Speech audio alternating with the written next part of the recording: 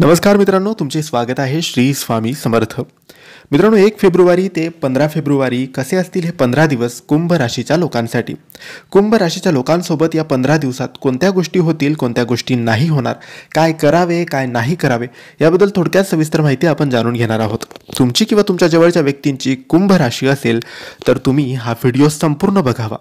मित्रांनो, कुंभ राशीच्या लोकांसाठी फेब्रुवारी महिन्याची सुरुवात काहीशी आव्हानात्मक झालेली आहे. या काळात तुम्हाला घरात आणि बाहेर सर्व प्रकारच्या समस्यांना सामोरे जावे लागू शकते. त्याचबरोबर आरोग्यही तुमचे कमकुवत राहू शकते. अशा वेळी तुम्हाला रामाची भक्ती लक्षात ठेवावी लागेल. हिंमत हारू नका, विसरू नका. एकूणच कुंभ राशीच्या लोकांसाठी हे 15 दिवस कसे असतील, त्यांच्या शिक्षणाबद्दल, करिअर, व्यवसाय, प्रेम, वैवाहिक जीवन, कौटुंबिक जीवन आणि आरोग्याबाबत हेच आपण आजच्या या व्हिडिओमध्ये जाणून घेणार आहोत.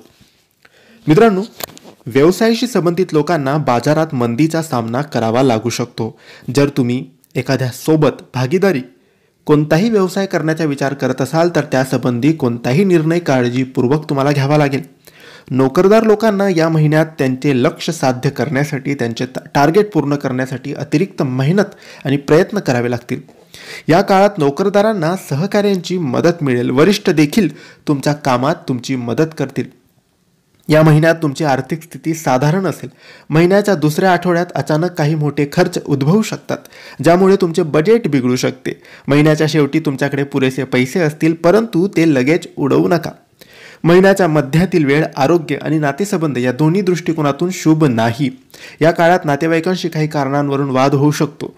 या कालावधीत विद्यार्थ्यांचा अभ्यासातील रस कमी होऊ शकतो. या काळात घरातील कोणतेही काम यशस्वी होण्यासाठी सर्वांनी मिळून काम करणं योग्य राहील.